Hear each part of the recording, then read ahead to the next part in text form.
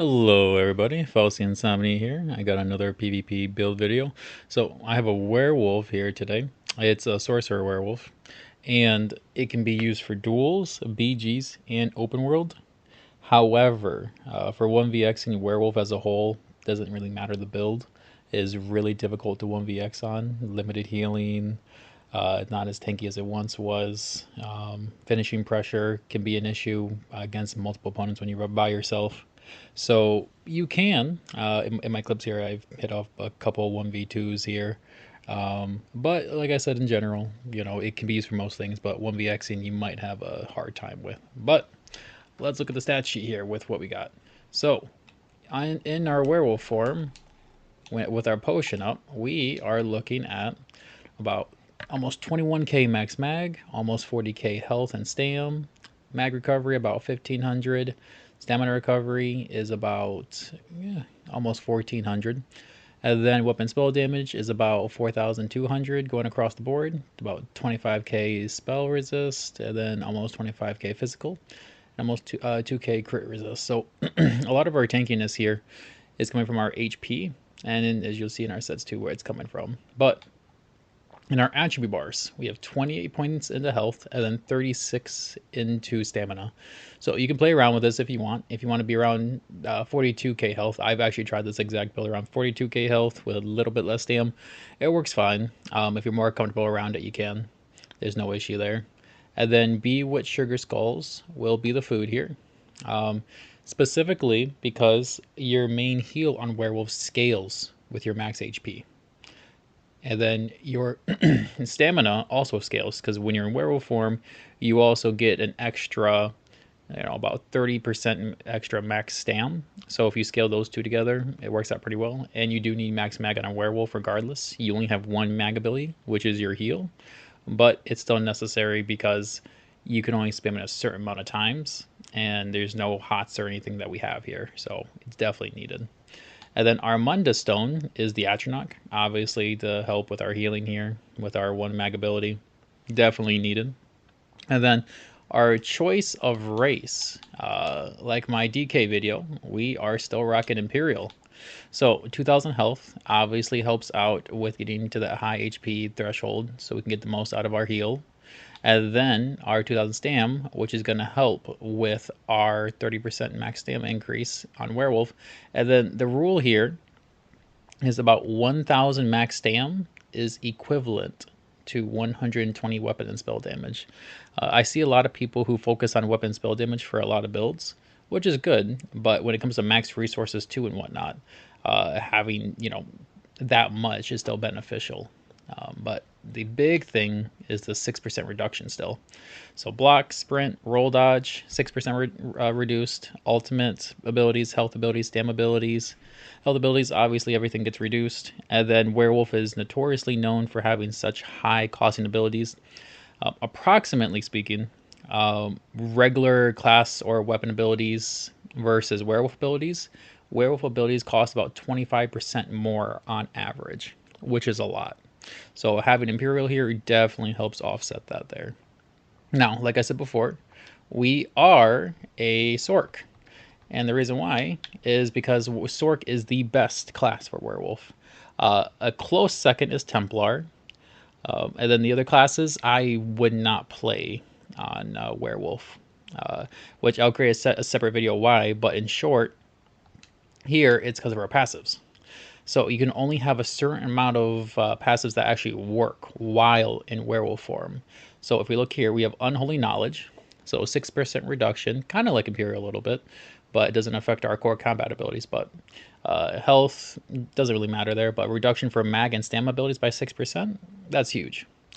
And then we also have persistence. So whenever we block something, if you block a meteor, if you have to block anything, 15% reduced, 15% reduction on your next ability, also important.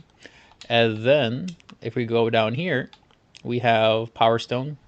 Obviously 15% reduction for our werewolf ultimate, which is obviously expensive, so it's very needed. And then this is the change that came out about 2 patches ago. So increase your max health by 10% if you have a permanent pet active. So if you go the pack leader morph, which we're not, you would get 10% extra max HP, which is pretty good. But increase your max mag and stamina by 10% if you have no permanent pets active. So, since we're the Berserker Wolf here, the black one, we have no pets, which means that 30% extra max stam that we get with Werewolf is also going to get stacked by another 10%. And then max mag obviously is important there too. So definitely very, very strong passive here. Great change that they made it a few patches ago. And then down here, with this next one, we have 10% extra mag recovery. Very strong.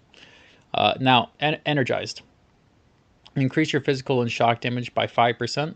Now, this is important because on the build, we have a shock glyph, which is going to be affected by this. So not only can it proc minor vulnerability, but the glyph by itself will deal more damage.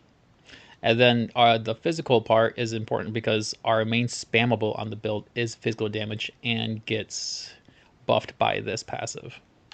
And then amplitude. Now this one is also affected by Werewolf. So the higher max HP they are, the more damage we're dealing to them. So overall more damage in the passives here. And then that's about it for the passives for Sork here. But one thing to note on Werewolf in general. So almost all weapon passives, no matter what you go, are not affected. So your passives here, so say heavy weapons are under two-handed. The maces, axes, or swords passive does not work. Does not work in Werewolf form. Okay. Same thing with dual wield. Most of dual wield there. So for example, twin blade and blunt. This does not work while in Werewolf form. So going dual wield maces like you would for most PvP builds does not work here.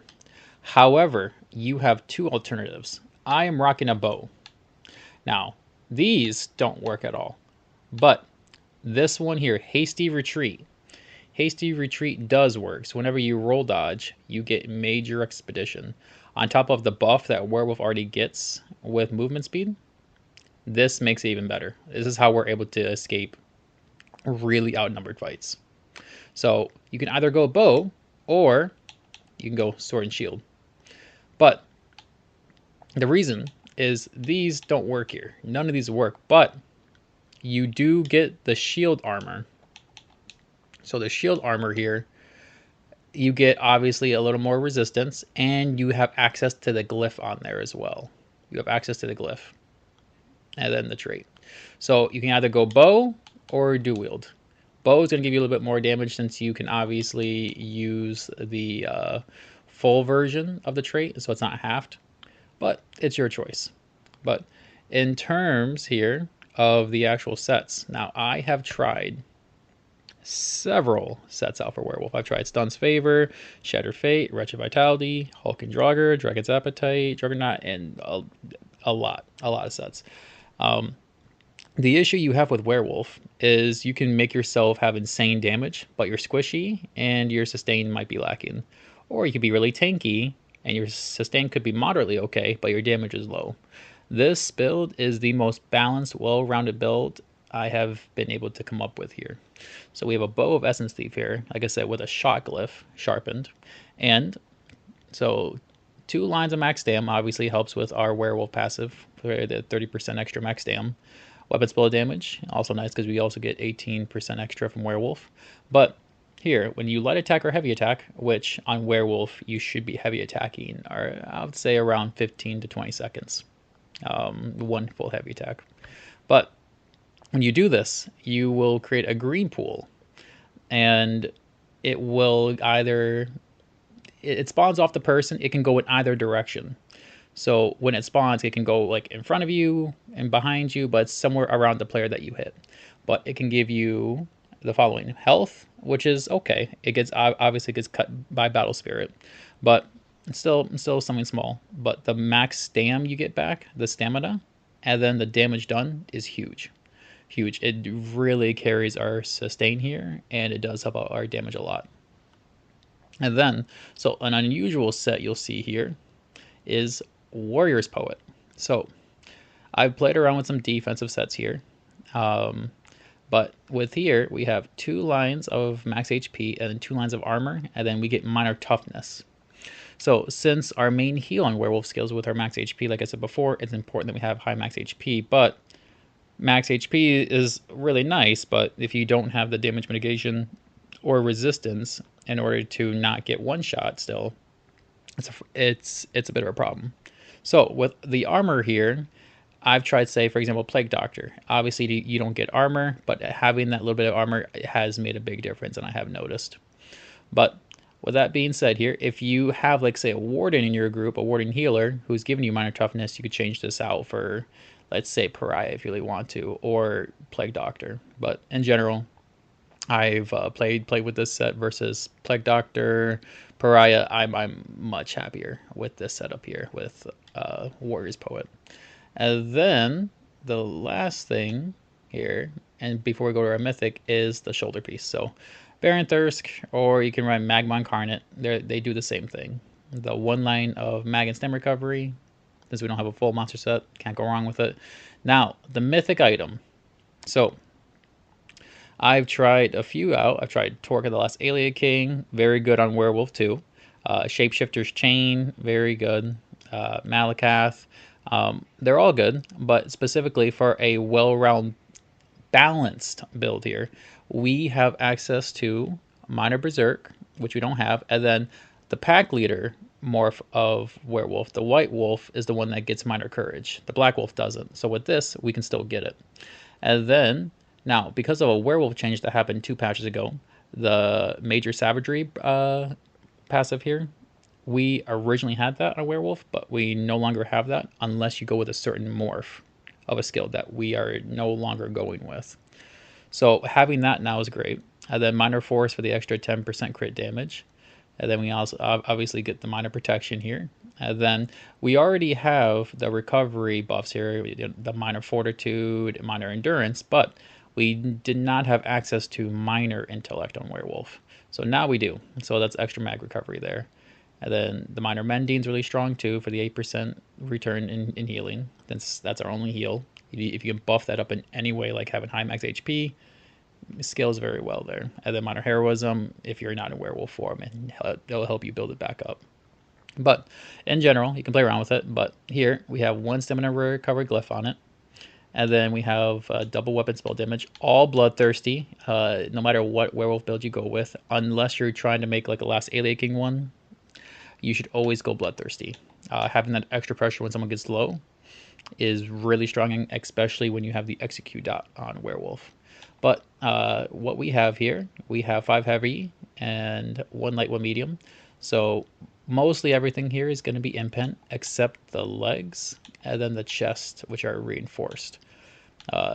Heavy pieces here, it doesn't really matter what traits as long as the big ones like the chest and then the legs and then the helmet are tri-stat. That's what's important. Like I said, you can play around with the glyphs here if you want. But besides that, we have our skills next. So with our skills, now your actual player skills here, your non-werewolf ones, it doesn't really matter, but this is what I'm going with here. You can play around with it. If I ever break werewolf form for whatever reason, I can streak around. I can preemptively put a dot on someone with poison inject. If I need to kill a couple ads, this speeds up the process with crystal weapon. And then obviously dark deal and resolving vigor for the heals. But in terms of werewolf skills here, what we have is obviously Berserker. Now, I cannot put emphasis on this, any more emphasis. The Black Wolf is better than the White Wolf, the pack leader. So now that the main difference here is with the White Wolf, you get the 10% damage mitigation bonus and minor courage to you and your group. But the bleed that the Black Wolf gets, the heavy attack is nice too, that you get, because you don't get the heavy attack splash damage bonus. But the bleed, which it's in the corner here of the video, it hits for around 6k over 4 seconds. That is an incredibly strong dot, and people who don't understand how hard it really hits, it's easily in the top 5 strongest dots in the game. So definitely go Black Wolf. The only downside of Black Wolf, in my opinion here, and you can notice it in BGs, but as long as you're always in combat, it doesn't matter. But with the passive here, Call of the Pack, if you pick the White Wolf, your dire wolves count towards this thing. So you will be able to stay in your werewolf longer without having to watch your werewolf meteor go down. So you don't get this with the black wolf unless you're with actually, other player werewolves or if they have dire wolves. But besides that, definitely give it a try. Definitely give the berserker a try. And then over here we have brutal pounce. Obviously this is a leap, and then it applies hemorrhaging to all people in an AoE. It's good, but the issue is this skill can be a little buggy. I'll show it in the combo here, but when you launch it, this is a two-step ability. So you leap on them, and then you have to do a swipe after again. So you have to click the button twice. Now, you have to be looking at them again to apply the cone sweep that applies this bleed down here, this execute bleed. So it's really strong. So activating this ability again within the next 5 seconds causes you to rip into all enemies in front of you to deal 4,464 bleed damage over 10 seconds, dealing up to 450% more damage to enemies under 100% health. And then obviously you increase your weapon spell damage based off how many people you hit. So it's strong all around, but it can just be a little buggy when you have to reactivate it. So just be aware of it. And then we have First Saint's Fortitude, our main heal in the build. Very important. So it says here, like I said, the higher your max HP is, the more healing you're getting out of it. So very important there. That's why we have such high max HP. And then if you're ever running around, say, Imperial City, or if you're in a BG, running back to a group, you can just heal up, even if you're a full, and then you'll get 3,000 stand back, which comes in handy way more than you think it would. It really does. And then, like I said, we already have our minor endurance and fortitude buffs already through Oaken Soul. And then same thing with major sorcery and brutality. So not an issue there. So, but anyway, this skill here, you can change this between the two morphs. This morph here, what I'm going with, both morphs CC. It's a hard CC, which means you can't block it, right? So it's a hard CC, AoE CC. That sets them off balance and then applies major breach and minor maim with this morph. The other morph doesn't do that. The other morph applies the terror effect, which will increase your spammable, this here, Hollow of Agony, by an extra 10%. But you don't have major breach, which you can get away with, but with the major protection you get, it's hard to pass up, because on Werewolf, you're not that tanky. You're not that tanky in a werewolf, and you have to find ways to make yourself tanky. So we have major and minor protection, which is strong. But if you have a dedicated healer and you are comfortable with your healer, you can swap to the other morph here. And then that will make up for the loss in survivability there. And if someone else in your group has major breach, which they probably do, you can make up for it there. But this is a preference change here. I'm definitely going with Deafening Roar, though, not Ferocious Roar. And then, like I said, this is your spammable. So 10% more damage to enemies that are terrified. That doesn't really apply here unless you go with the other morph. And then the off balance, which does apply here. So extra damage after you use your CC. Very strong. You just spam this. And then Claws of Anguish. So you do not, and I repeat, never go with the Claws of Life morph. The heal on the other morph is so low, so small, it's not even worth using ever. Instead, you have 4 seconds of Major Defile, which you can just keep reapplying as many times as you want. There's no cooldown for it. And you can have the Disease Stats effect, which also is Minor Defile. So you have Major and Minor Defile on a Werewolf, so you shut down a lot of healing. Very strong, and it's an AoE cone, and it applies a decent dot. Not like the Werewolf Berserker dot. Well, this is way better, but still a dot nonetheless. And the Major Defile, when you're fighting good players, healing is so high now, it's definitely needed. But obviously, as a recap here with the passes that we don't know, obviously if you eat a corpse after you defeat an ad or a player, you can eat it to extend your werewolf duration. However, as long as you're in combat, your werewolf should never drop. As long as you're fighting someone, your werewolf will never drop, whether it's the pack leader morph or the berserker morph. And then we have the movement speed. So this is really strong because this is not major expedition. This is just regular movement speed increase. So if you use the bow roll dodge with this, you can get out of so many fights in BGs, open world, it does not matter where. And then when you heavy attack, you get more stand back, very nice. And then when you deal damage, you can extend your werewolf, very strong. And then, like I said before, you increase your weapon spell damage by 18%, and then you get your major resolve buff, but we have Oaken Soul, so it's not a big deal there. Then you can bite someone who you want to become a werewolf, and then, like I said before, the more werewolves you have in your group, or if you go with the pack leader morph, you will have a longer duration increase. But now, with that being said here, let's get into our champion points. So, now, the big one here is going to be Foresight. So Foresight, you won't see this on a lot of builds. And on Werewolf, since your main heal will cost around 5k, and we're not a mag build, this definitely helps. So after you drink a potion, your heal ability, which is mag, is going to cost 75% less for 6 seconds. So you can spam it as many times as you want, and you will have no issues sustaining it. So that's why we have to run it. And then we have over here Master at Arms and Deadly Aim. Both of these are good. Increase your weapon spell damage. Would be good down here. Where was Untamed Aggression would be good, but percent would still be a bit higher here since we're not stacking a lot into weapon spell damage. It would just be better to go with percent done. And then our last one here is Ironclad, damage mitigation, pretty typical.